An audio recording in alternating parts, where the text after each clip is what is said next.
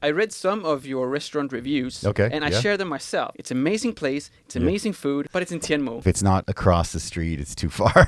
Yeah. Eating pao mian at home, you're like, nah, I'll stay home. So wait, so you're a restaurant owner who still eats pao mian? You know what? At the end of the day, if something's good, I'll eat it. Yeah.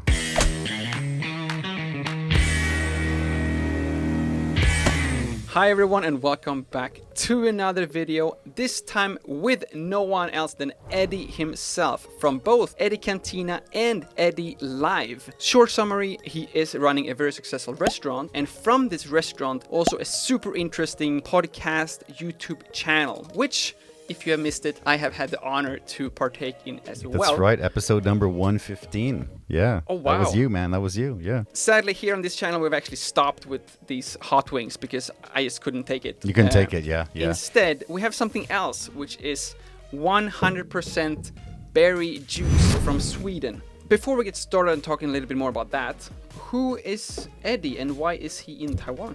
So I was born in Canada. My parents are Mexican. That's why it's a Mexican restaurant. I came here about 20 years ago to coach soccer. Did you fly here from Canada to become a soccer coach? So in Canada, I was coaching soccer. Also had a lot of coaching in Mexico. I have some family in Mexico that are pretty high-level coaches. But going to Mexico, you know, the cooking, okay, that's out. Coaching soccer, I mean, that's a soccer country, right? So it's going to be tough. And I figured if I could learn another language, I've always wanted to come to Asia. And I had a friend that had lived in Taichung for a few years and said it was great. I'm like, okay, let's come here. But I come from a really small town, I think, about 8,000 to 10,000 people. I come from a village with 57 people. So okay. So you got me beat. Yeah, it's a city for you guys. Yeah, we're a few hours drive from Alaska. Did you know that I've studied in Alaska? Really? Yeah. I did not know that. 5 months in University of Alaska Fairbanks.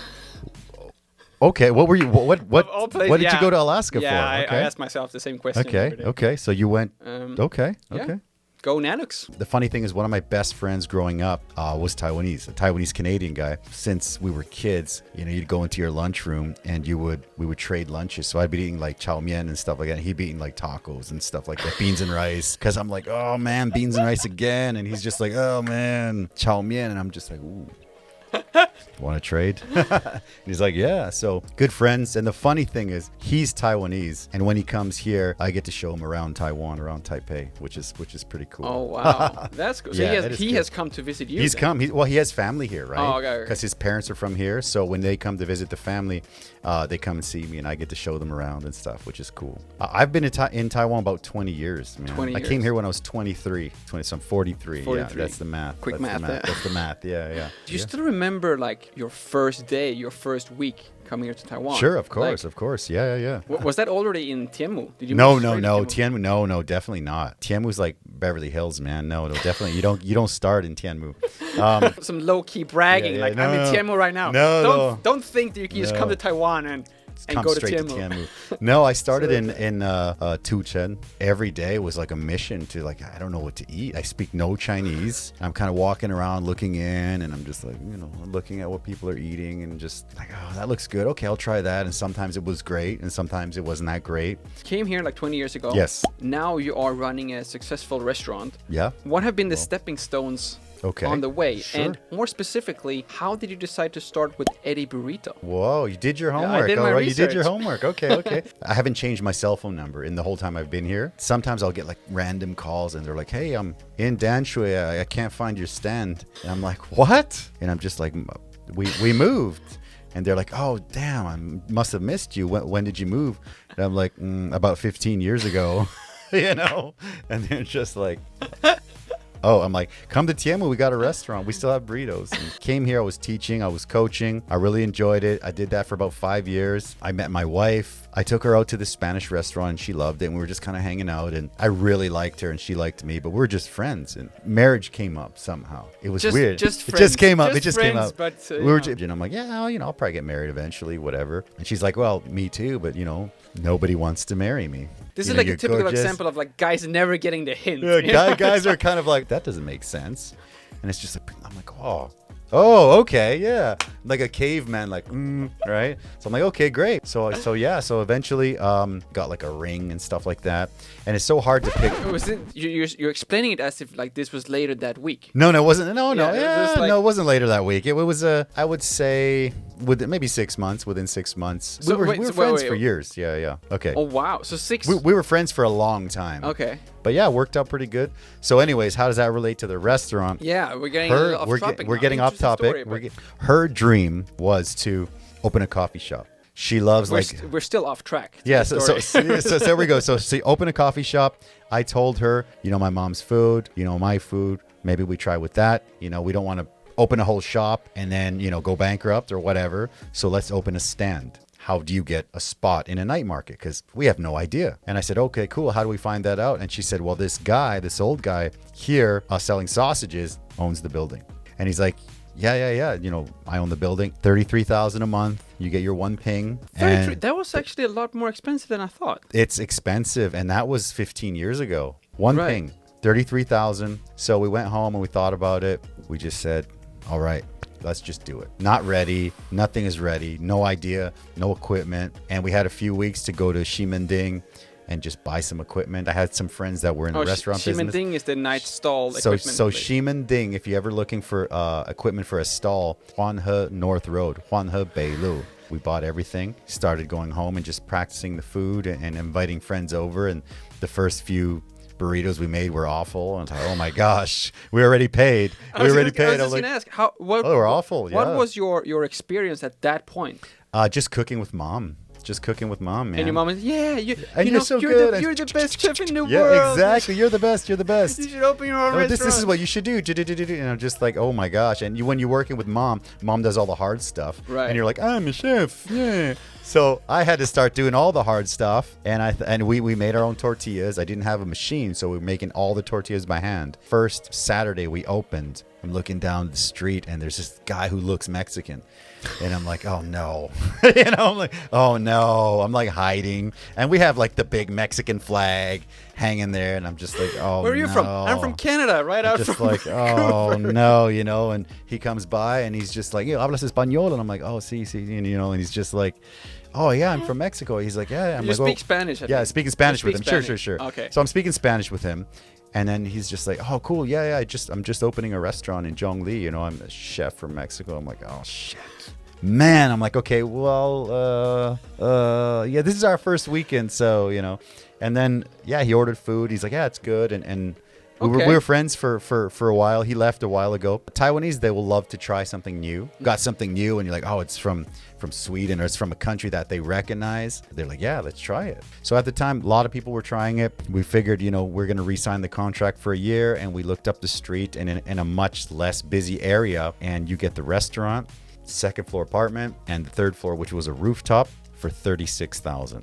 The whole building for 36. So we decided let's move it. And, we went in and I painted the whole place myself. Me and a couple of my friends painted and we opened and with just super, super like regular kitchen, cheap equipment. Did that for about 3.5 years. I don't know if you know, there's a chain called Sababa. It's like a pita place. Oh my God. You have no idea. You know Sababa? I went there like 5. I lived in Gongguan. Okay. For 5 years. I went there 5 times a week. Okay. So Sababa, it's good stuff, right? Yeah, So Sababa. So my old Tianmu restaurant was a Sababa, right? Oh. And the owners of that franchise, at that point, Sababa exploded. There was like 10. They came to eat. They said, this would work in Tianmu. Everyone knows Tianmu's expensive, right? So I said, okay, well, that's going to be tough. And they said, actually, we have a place and we're done. We don't want to do it anymore.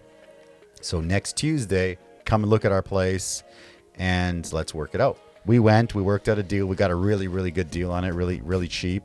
And they were just like, take everything. I painted everything again. And we kept going. So we had 2 places at one, Danshui and Tianmu 1. And one thing that I want to say about when you're pricing your stuff, I think start higher and then it's easier to be like, Mai Songi or be like, here's a special, here's a Valentine's special or some kind of special. It's easy to do that. It's hard to start low and then be like, I'm going to double it. Yeah. We already set the prices. Oh, shoot, but man. You it's, should have talked to me. Yeah. But Okay. at least everyone who uses the link jbw.tw/Lucas will get 10% off. Oh, that sounds good to me. I love Yeah. it. Oh, man. I love blueberries, so I'm excited to try this. So good. Like, Oh, wow. we got like one batch Okay. of stock. And you drank it all.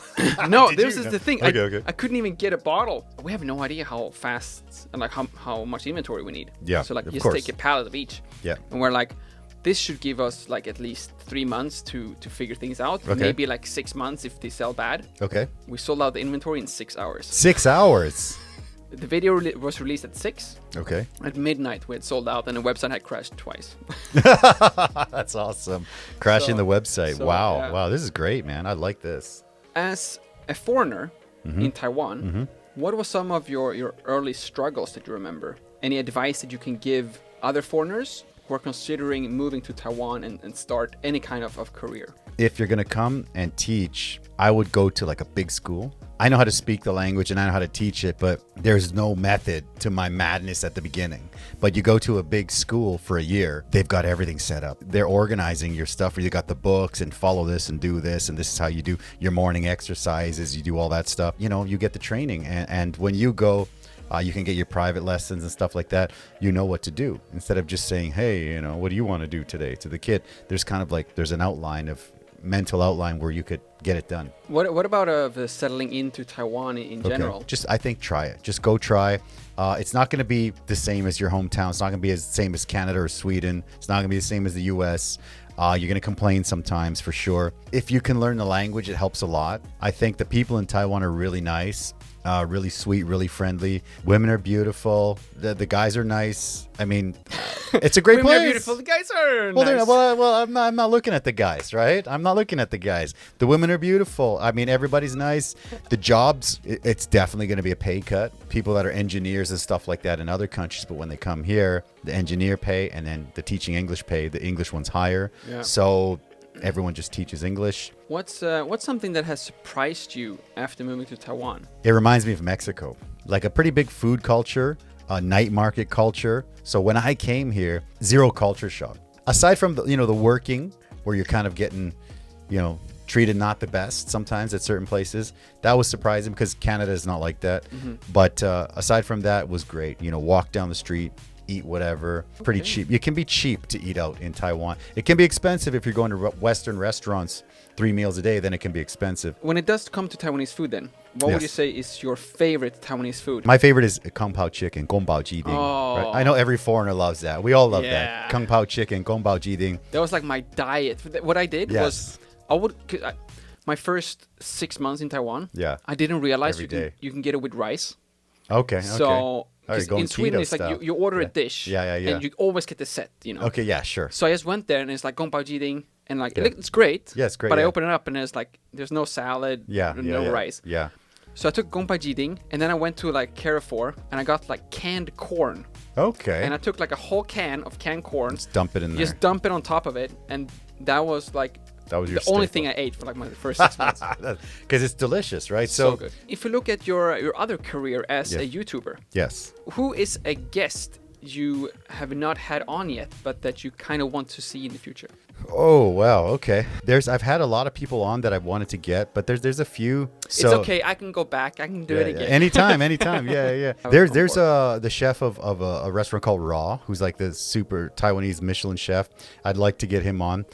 There's also this bodybuilding guy. I'm sure that Taiwan must have more than one bodybuilder, but Yeah, I no, know exactly who he it got is. shot by one of his customers, Yeah, right? yeah, Like yeah. some weird, So that guy's great. And Thank you. hopefully there will be something that we can all see on your YouTube channel. I would love it. Eddie Live. And again, of course, you will have the link down below where you can actually see me being interviewed by Eddie on his YouTube channel as Episode 115. Check it out. We'll well. have the link below. 115, link below. Please also do me a favor to go and support him by subscribing to his channel. And if you haven't already, please subscribe to my channel Of as well. course. Please do. Thank you so much. Thank you all so much for watching. My name is Lukas. Starts with L as in like. Ends with S as in subscribe. Please do both. And see you all in the next one.